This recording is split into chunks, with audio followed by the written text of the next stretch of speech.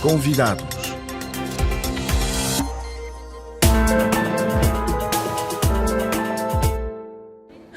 À tous les coups, il va venir te voir, va falloir lui parler. Oh, Jeanne, tu m'énerves. Mayday! Mayday!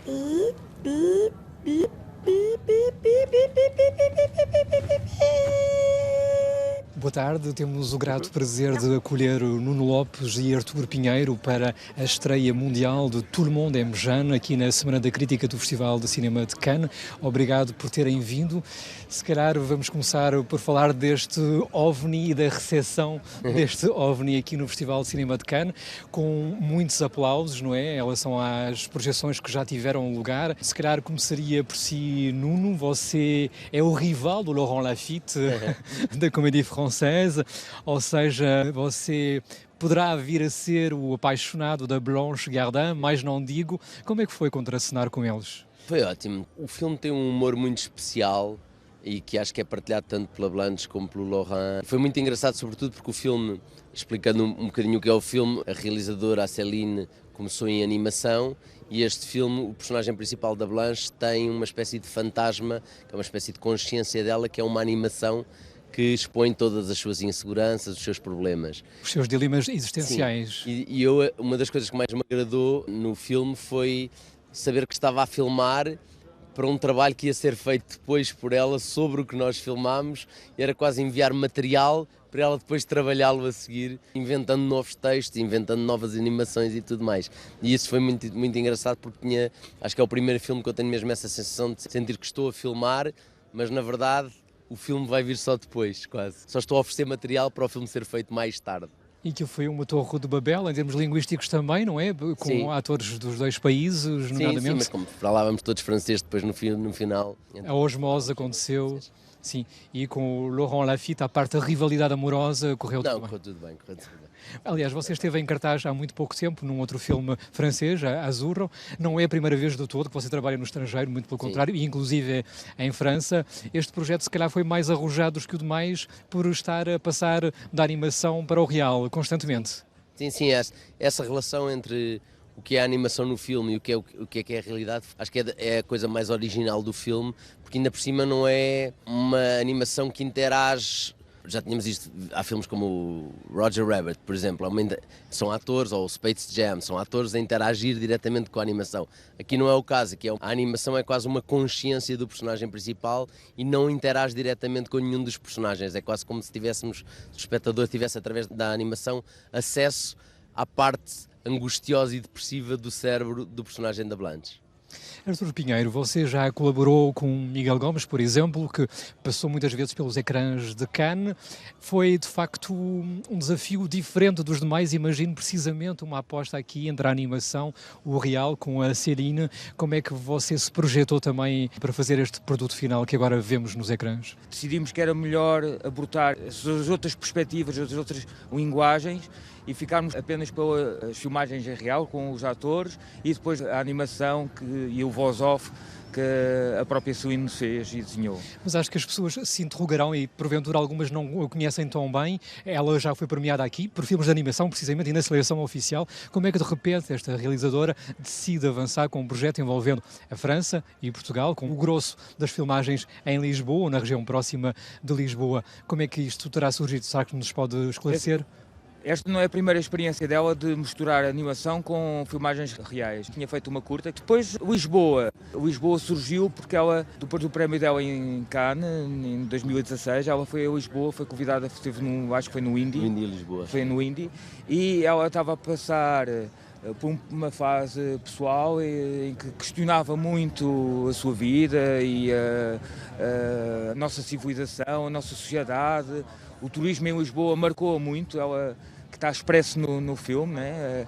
A especulação imobiliária, se calhar a desertificação do centro da cidade, não é? Exatamente. E ela foi muito sensível a todos esses elementos e resolveu escrever esta história passada em Lisboa exatamente também por isso. Portanto, Lisboa aparece não como a cidade postal, mas com a cidade bonita que é e linda que é, mas tem esta intrusão dos tempos modernos, que é o turismo, que é a especulação imobiliária e todos os outros problemas. Não deixa de ser engraçado porque, à partida, quem vende o turismo em Lisboa diz isto é feito para eles virem, e é muito bom vermos depois uma estrangeira que critica justamente isso em Lisboa.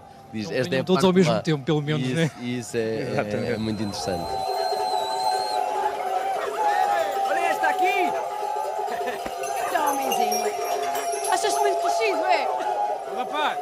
Mas a sua atualidade não se esgota neste filme. Eu Sim. atrevo-me a falar também de uma outra, Restos do Vento. Você aqui é mais o galã, o rival do Laurent Lafitte, do João. Você é o Vítor, mas é simultaneamente Samuel no Restos do Vento, do Tiago Guedes, onde aí é mesmo o assassino, não é?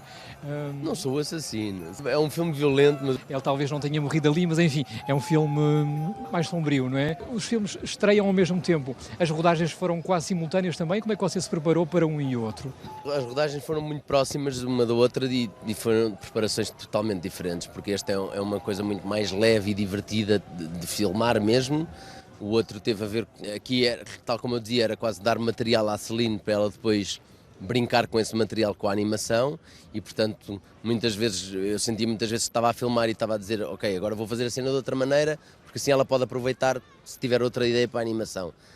E no caso do resto, é uma tragédia, um filme pesado, é uma tragédia, não tem nada a ver com este, e foi uma questão muito mais imersiva. Nós fomos viver para Penamacor durante 3 meses, tivemos ensaios lá, e então houve quase uma preparação mesmo de estar no sítio, viver com aquelas pessoas, conhecer aqueles cheiros, aquelas pessoas, como é que elas vivem, como é que elas falam, para chegar a esse sítio.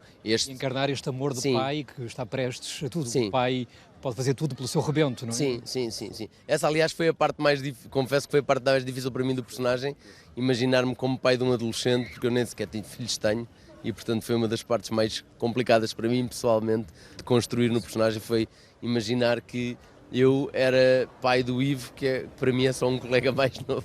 Je peux? Non. Oui. Très bien. Observons pour quelle technique d'approche l'individu a opté. Bon alors je suis désolé, je me souviens pas du tout de ton nom. Ah, c'est peut-être parce qu'on se connaît pas. Mas, Arthur, se calhar falaríamos um bocadinho do qual vai ser o percurso do filme, porque é o Som e a Fúria que deu a cara pelo lado da produtora portuguesa. O filme estreou aqui, em Cannes.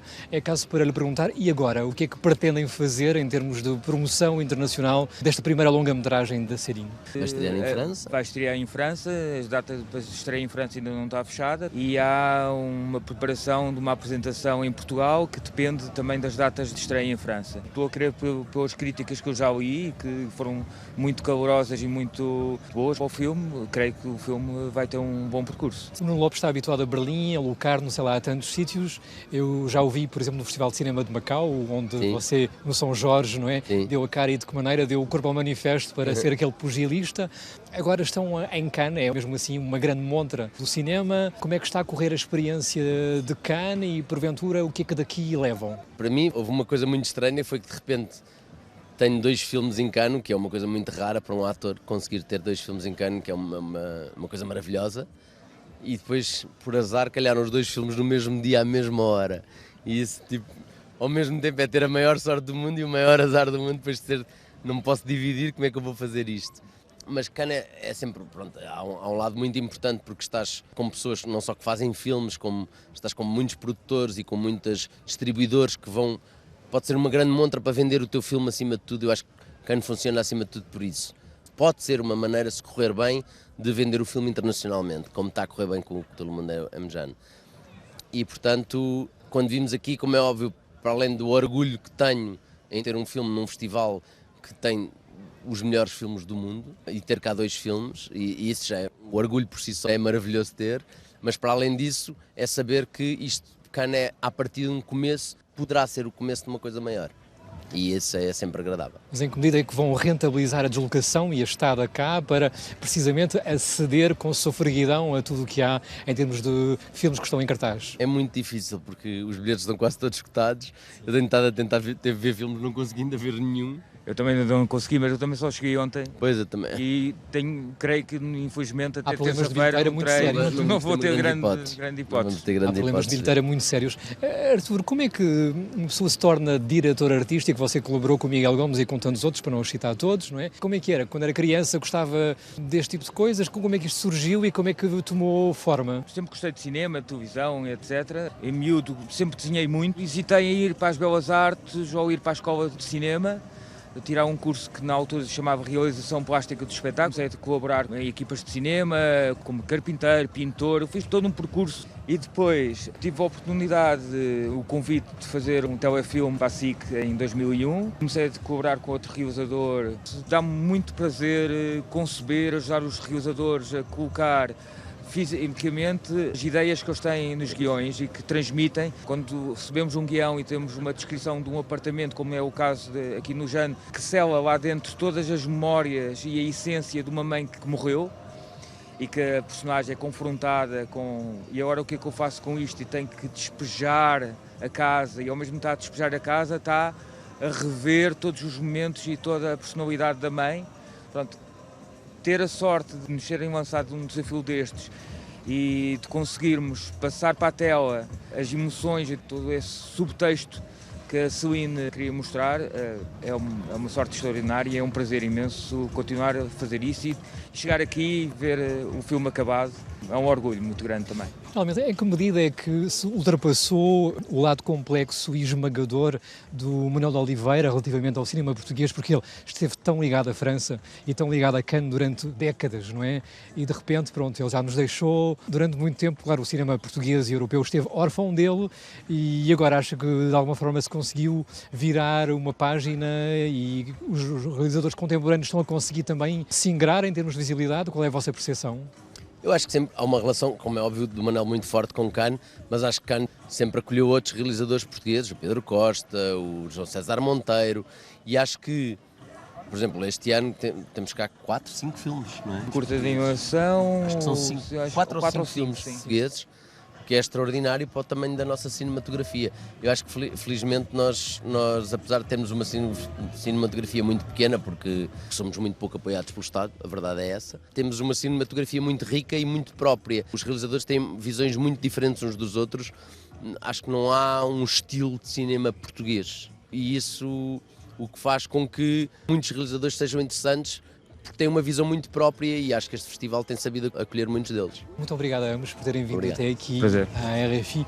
Artur Pinheiro, diretor artístico, e Nuno Lopes, ator português, foram os convidados da RFI. Tout le monde est amoureux de toi au lycée. Pas du tout. Ah si.